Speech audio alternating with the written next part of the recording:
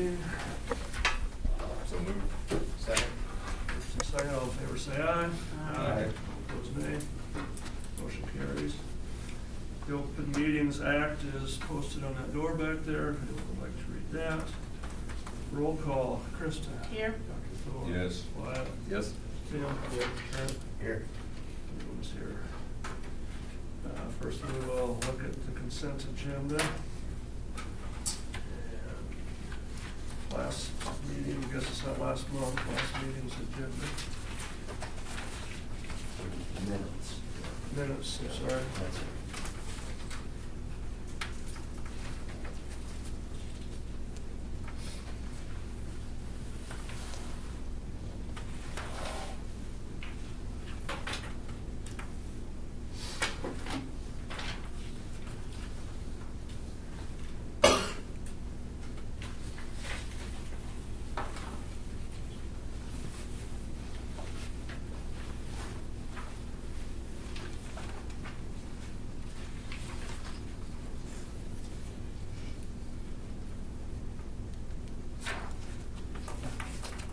We haven't seen these yet like we normally have, we just got them, so we have no time.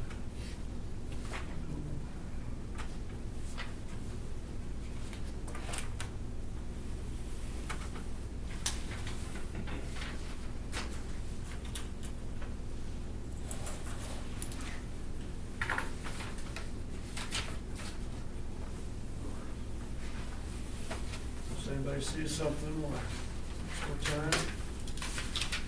Move on. Is that it? That's all I got is the minutes.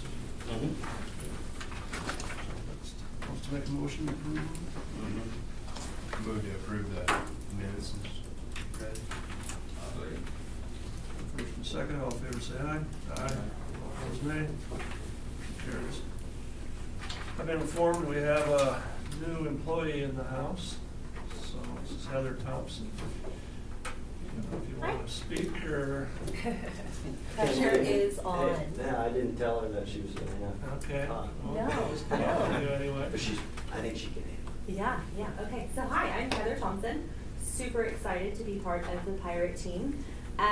We are finishing out this year strong, but then ready to come in next year. I've met with Mr. Earl, or Dr. Earl, a couple of times and been able to meet Kyle Schmidt as well. We have some great ideas to bring to Plainview that we've kind of been working behind your back a little bit, but just of things to get the ball rolling off on a good start next year. My family's very excited to come. I don't know if you know anything about my family, but my husband Patrick works for US Cellular, and so his office is his truck. So he just got 3 new towers around Sioux City, so I really got him closer to work. So he should say thank you. We have 3 kids. Alexa is 18, and she's actually graduating this year, so she'll be off at UNL next year. And then Charlie will be in 5th grade next year, and Jackson will be in 4th grade. So they're pretty pumped. We are buying a house right across the street from the basketball hoop, and so Jackson swears that every morning before school he's going to go out there shooting hoops. So if you live close to there and you hear dribbling, sorry about that.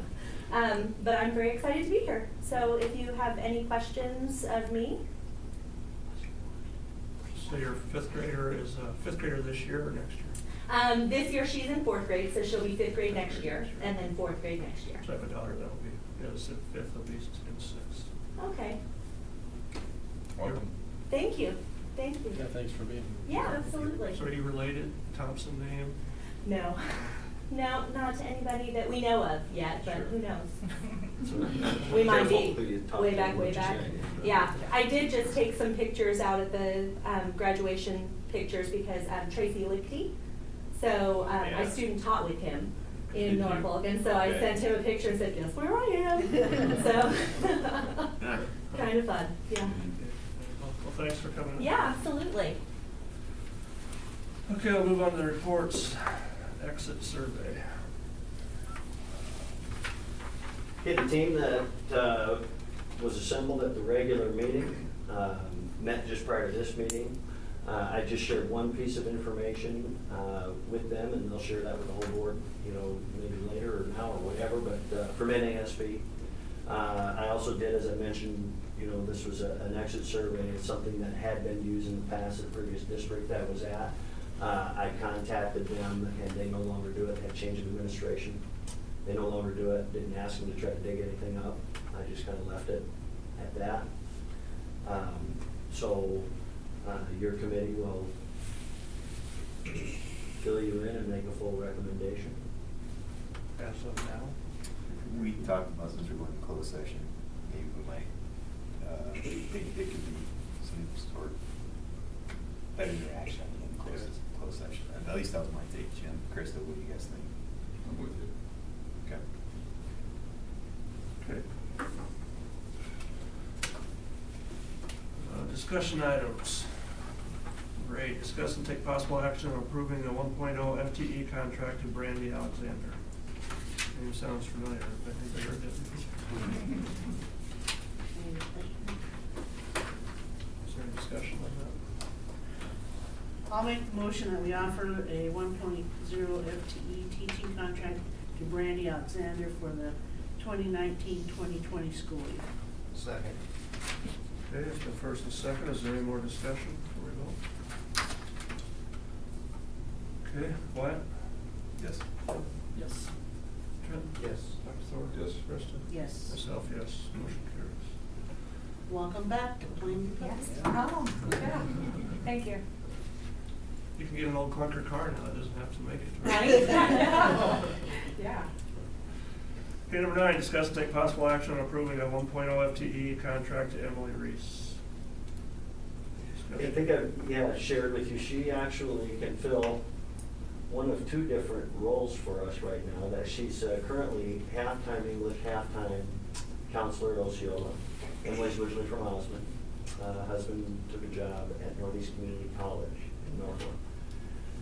So she applied for the counselor job, and as you know, during our interview and our discussion, and we talked a lot about English, and she has a master's degree. She can teach dual credit. That's always appealing.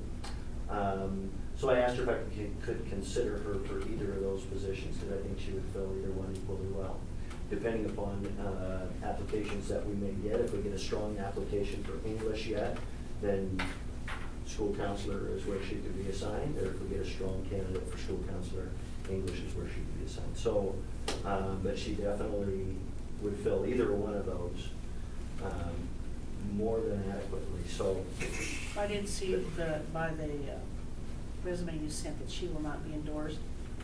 correct, she'll get a provisional. She'll be eligible for a provisional in school counseling. She's still working on that.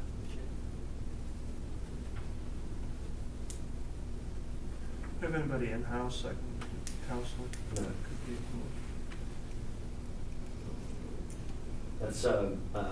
That's a tough one, and the Department of Ed is trying to work with schools, but it's a tough one to relax the rules on. Yeah.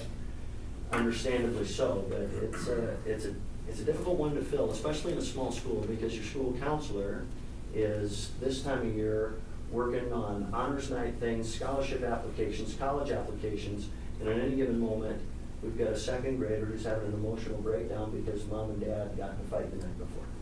I mean, just that wide variety of responsibilities, it's tough. And of course, our school counselor is housed, or offices in this building. Every teacher is essentially a school counselor, though, let's be honest. But it's a tough one. School districts are trying to grow their own, and so a lot of times you find you've got a teacher generally in-house who, by all circumstances, is probably an exceptional teacher, and that's why you think maybe they would fit the role of school counselor for your school district very, very well. And so you're stuck with, gosh, we don't want you out of the classroom because you're exceptional there, but we need an excellent school counselor. Might be somebody that you think definitely has deep roots in your community and is going to stay. So sometimes you try to grow your own, and school districts have some success at that. We've tried that. I've asked a few people. But the program is a whole nother masters. It's not like you can pick up 15 hours and we're endorsed.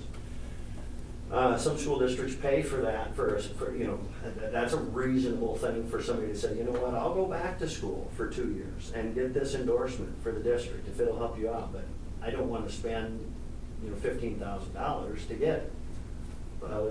School boards have been known to cover that expense with some certainty that, okay, you're not gonna get this endorsement and then leave us.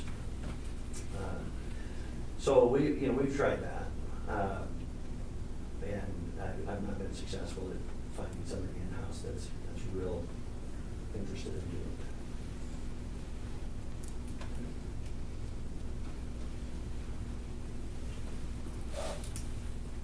Do you have any more apps?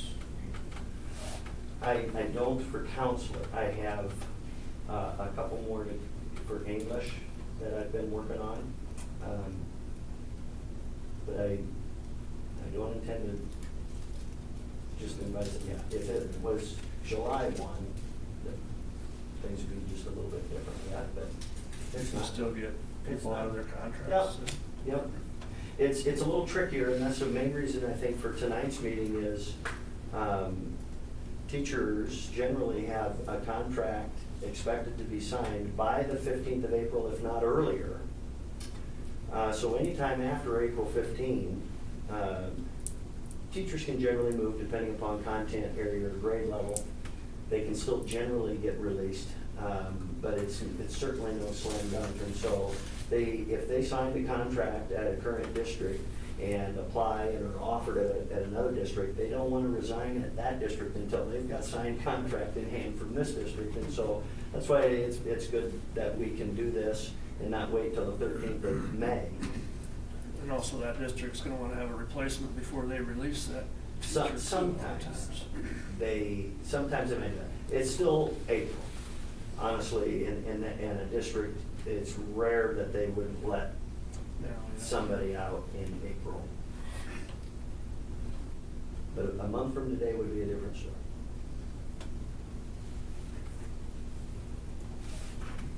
Would you like to make a motion? I'll make a motion that we offer a 1.0 FTE teaching contract ending Greece for the 2019-2020 school year. I'll second it.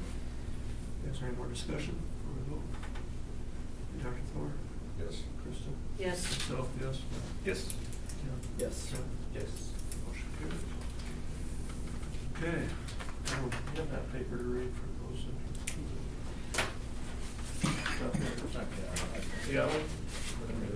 Go ahead. Make a motion, we enter closed session for the purposes of evaluation of job performance of a person when necessary to prevent needless injury to the reputation of a person if such person has not requested a public meeting. And I'll add to that, we're gonna discuss this exit survey and also, board procedure we're gonna discuss. So, is there a second? Second. It's been first and second, and Krista? Yes. Dr. Yes. Thor? Trent? Yes. Tim? Yes. Wyatt? Yes. Myself, yes. Motion carries. Okay, so we will stay in here. When we come out, we'll just adjourn, so. Okay, you call me if you want. Okay. Thank you all for coming. Thank you. Here, see, our meetings are always short. Yep.